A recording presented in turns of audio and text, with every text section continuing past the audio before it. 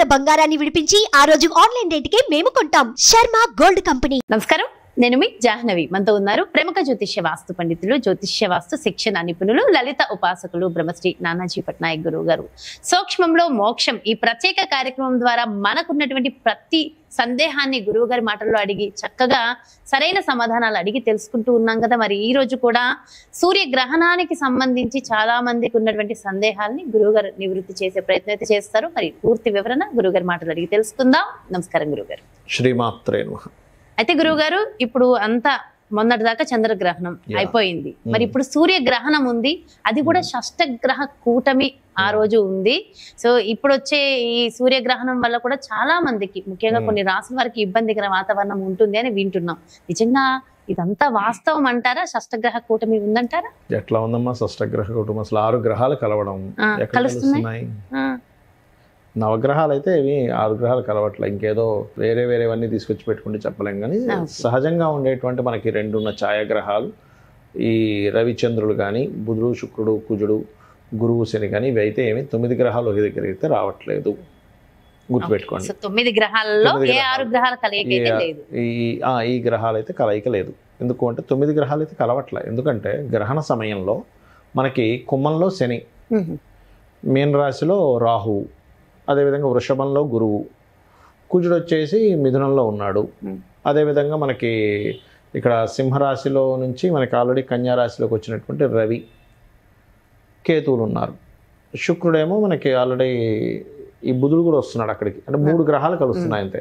శుక్రుడు వచ్చేసి తులారాశిలో ఉంటున్నాడు. మీకు 6 గ్రహాలు ఎక్కడ కలుస్తున్నాయి? 3 గ్రహాలు కలయిక ఉంది అంతే. ఇంకొంతమంది ఏం చేస్తారంటే, ఇప్పుడు మనకుండే ఈ నవగ్రహాలు కాకుండా ఇంకా అవుటర్లో ఉంటాయి, వాటిని కూడా కలుపుకొని అంటుంటారు. కానీ వాటి ప్రభావం మనిషి మీద ఉండదు. గుర్తుపెట్టుకోండి ఎప్పుడు కూడా. అది ఓన్లీ దేశకాల పరిస్థితులకు సంబంధించిన వాటి మీదే ఉంటుంది. ఓకే, అది అయితే ఇక్కడ మనకి ఫస్ట్ ఆఫ్ ఆల్ ఏంటంటే, మనకి గ్రహణం అనేటువంటిది లేదు. ఇది రాత్రి 9:13 నుంచి 3:17 మధ్యలో ఉంటుందని చెప్తున్నారు. కొన్ని క్యాలిక్యులేషన్స్లో 10 గంటల ప్రాంతంలో వస్తుంది. అంటే అమెరికా దేశం చాలా పెద్దది కదా, కొన్ని ప్రాంతాల్లో 10 గంటల ప్రాంతంలో కనిపిస్తుంది, 2 గంటలకు అయిపోతుంది అట్లా చెప్తున్నారు. బట్ ఏంటంటే దీని యొక్క ప్రభావం మాత్రం 9:13 నుంచి 3:17 వరకు ఉంటుంది. ఎక్కడ అమెరికన్ కంట్రీస్లో ఇక్కడ లేదు. రాత్రిపూట మనకి సూర్యుడు కనబడ్డు కాబట్టి మనకి గ్రహణం సంబంధించినటువంటి దోషం ఉండదు. మొన్న చంద్రగ్రహణం కూడా పగలపూట 6:13 నుంచి సంథింగ్ 10:18 వరకు వచ్చింది. 10:18 వరకు. సో అయితే అది కూడా మన ఇప్పుడేమో సూర్యగ్రహణం రాత్రి సమయంలో, మనకి సంబంధం లేదు. అయితే మనం లాస్ట్ టైం కూడా చెప్పాము, ఇది రవి ఎప్పుడైతే మనకి కేతువుతో ఉన్నాడో కొంత ప్రభుత్వాల మీద వ్యతిరేకతలు, ప్రభుత్వ సంబంధించిన వాటిలో మార్పులు ఇట్లాంటివన్నీ కూడా జరుగుతాయి. గవర్నమెంట్లో కొంతమంది హైలైట్ కూడా అవుతారు, పేరు ప్రఖ్యాతులు కూడా వస్తాయి కొంతమంది వీళ్ళకి. ఎందుకంటే రవి నీచభంగ రాజయోగంలో ఉన్నాడు తర్వాత అంటే ఈ నెలలోని కాదు, ఫ్యూచర్లో వచ్చేటువంటి దాంట్లో. సో రవి నీచభంగ రాజ్యంలోకి వెళ్తున్నాడు కాబట్టి కొంతమంది రాజకీయ నాయకులకి ఒక మంచి పేరు ప్రఖ్యాతులు, అబ్బాయి ఈయన వల్ల ఇంత గొప్ప జరిగిందనే ఇది వస్తుంది. మారుతారు కూడా. అది ఆల్రెడీ 1 మంత్ నుంచి నడుస్తుంది మారేటువంటి కాంబినేషన్ అనేటువంటిది అనేది ఉంది.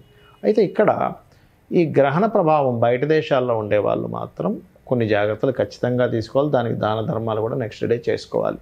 అయితే ఇది ఎంతైనా 40 రోజుల పాటు కొన్ని జాగ్రత్తలు కొన్ని రాసుల వాళ్ళు మాత్రం ఖచ్చితంగా తీసుకోవాలి. ఇది మన ఇండియాలో ఉన్న వాళ్ళు కూడా తీసుకోవాలి. అండ్ బయట దేశాల వాళ్ళు మరింత ఎక్కువగా తీసుకోవాలి. ఇండియన్స్ బయట అమెరికాలో ఉంటారు, వాళ్ళు మరింత జాగ్రత్తలు. ముఖ్యంగా మన తెలుగు వాళ్ళందరూ ఈ వీడియో వీళ్ళకి స్వల్పమే ఉంటుంది దీని ప్రభావం.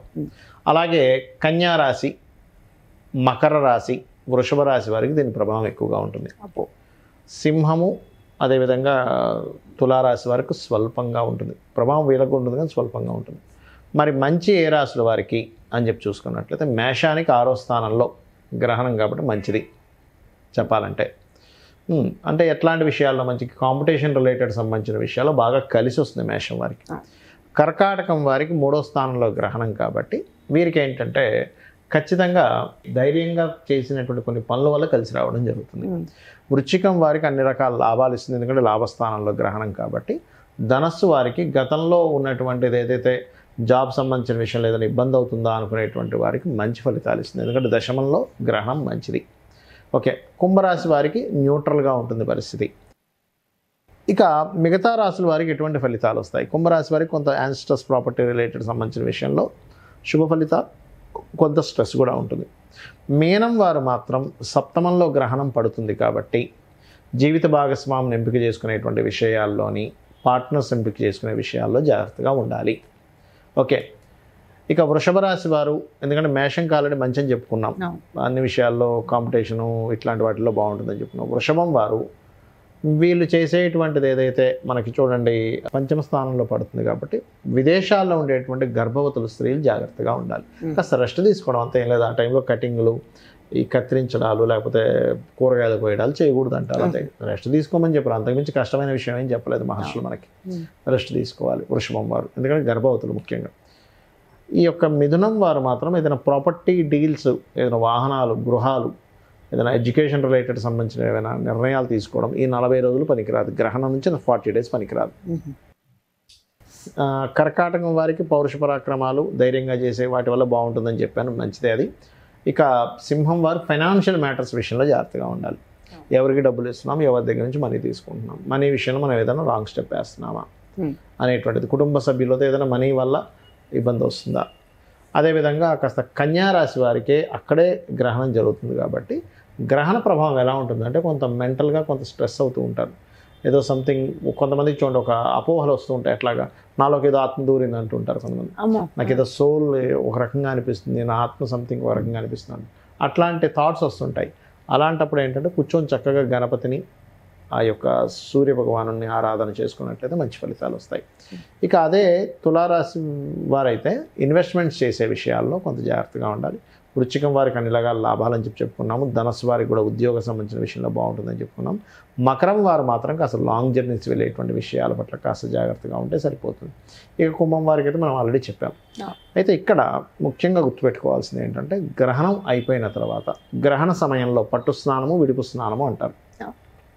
మనకి ఇక్కడ రాత్రి అవుతుంది, ఇక్కడ వాళ్ళు కూడా చేయొచ్చా, ఆ సమయంలో నేను జపం చేసుకోవచ్చా, హ్యాపీగా చేసుకోవచ్చు. దానివల్ల ఏమిటి, పునశ్చరణ, గతంలో మీరు ఎంతకాలం అయితే మీరు మంత్ర జపం చేశారో అంత చేసిన ఫలితం వస్తుంది. అలాగే పట్టు స్నానము, విడుపు స్నానం ఇక్కడ ఉన్న వాళ్ళు కూడా చేయొచ్చు, అసలు చేయకూడదు అనేం లేదు. గ్రహణం ఆకాశంలో జరుగుతుంది, దాని ప్రభావం కొంత ఉంటుంది మనకి, బ్యాడ్ అని కాదు. ఇక్కడ మీకు మంత్రం చేయడం ద్వారా శక్తి వస్తుంది. అలాగే మీ ఈ యొక్క గ్రహణం తర్వాత, ఇప్పుడు గ్రహణ సమయంలో కొంతమందికి మంత్రోపదేశం లేదు, ఏమీ లేదు అనుకున్నవారు అమ్మవారి నామాలు ఏదైనా చేసుకోవచ్చు. అప్పులు ఉన్నాయి, ఓం అపర్ణాయ నమః. ఉద్యోగం కోసం చాలా ఇబ్బంది పడుతున్నారు, ఓం శ్రీమాత శ్రీ మహారాజ్ని శ్రీమత్ సింహాసనేశ్వరి నమః. లేదండి ఇంకో మంత్రం ఉందా అంటే ఓం మాణిక్య మకుటాకార జానుద్వై విరాజితాయ నమః. ఫైనాన్షియల్ ప్రాబ్లమ్స్, ఓం సంపత్కరీ సమారూఢ సింధుర వ్రజ సేవితాయ నమః. లేదా ఓం ధర్మాధ్యక్ష ధనాధ్యక్ష ధనధాన్య వివర్ధనీయ నమః. ఇలా ఏదైనా చేసుకోవచ్చు. నారాయణ మంత్రం చేసుకోవచ్చు, అమ్మవారి శ్రీమాత్రే నమః చేసుకోవచ్చు, నమశివాయ పంచాక్షరి చేసుకోవచ్చు, మనకున్న సమస్యలు బట్టి చేసుకోవాలి. అదేవిధంగా గ్రహణం అయిపోయిన తర్వాత రోజు బియ్యము, గోధుమలు, ఉలవలు, మినుములు, అదేవిధంగా ఇంకేదైనా 2 రకాల పప్పులు కూడా ఇవ్వచ్చు. ఇత్తడి గిన్నె, అందులో కొంతవరకు నెయ్యి, రవిచంద్ర ప్రతిమలు, నాగపడిగ ప్రతిమని ఇస్తారు. అందరికి ప్రతి ఒక్క రాశి వాళ్ళు ప్రతి ఒక్క రాశి వారు అంటే ఎక్కువ ఇబ్బంది వాళ్ళు ఇవ్వాలి, అందరూ ఇవ్వాల్సిన పని లేదు. ముఖ్యంగా 3 రాశుల వాళ్ళకి ఇస్తే మంచిదని ఫీలింగ్ అనిపిస్తుంది, ఇవ్వచ్చు, తప్పేం కాదు. అది ముఖ్యంగా అయితే ఈ యొక్క కన్యా రాశి వారు, సింహము అండ్ తుల, ఈ యొక్క మకరము, వృషభ రాశి వారు ఇస్తే మంచిది. వృశ్చిక రాశి వారికి అయితే చాలా బాగుంది. చాలా వృశ్చికానికి బాగుంది, మేషానికి బాగుంది, కర్కాటకానికి బాగుంది, ధనస్సుకి బాగుంది. సో చాలా హ్యాపీగా ఫీల్ అవ్వాలి. సో ఇంకా ఎక్కువ బాగుంది కాబట్టి ఏదైనా కొత్త ప్రాజెక్ట్స్ ఏమైనా ట్రై చేస్తే సక్సెస్ అయిపోతుంది, సరిపోతుంది. సో చాలా మంచి ఇన్ఫర్మేషన్ చెప్పారు గురువు గారు, అండ్ పరిహారాలు కూడా అందించారు. Thank you so much. నమస్కారం. శ్రీమాత్రే నమః. సో చూసారు కదండి, మరి సూర్య గ్రహణం దాని ఇంపాక్ట్ మరి ద్వాదశ రాశుల మీద ఎలా ఉండబోతోంది, నిజంగా షష్టగ్రహ కూటమి ఉందా లేదా, సో పూర్తి డీటెయిల్డ్ ఇన్ఫర్మేషన్ గురూజీ అందించేశారు కదా. మరో ప్రత్యేకమైన కార్యక్రమంతో మళ్ళీ మీ ముందుకు చేస్తాను. మరి అలాగే మీ యొక్క జాతకానికి సంబంధించి కానీ, లేదంటే మీ ఇంటి వ్యాపార వాస్తుకు సంబంధించి కానీ గురువు గారిని సంప్రదించాలి, అపాయింట్మెంట్ కావాలి అనుకుంటే క్రింద డిస్ప్లే అవుతున్న నెంబర్స్ కి కాల్ చేయగలరు. నమస్కారం.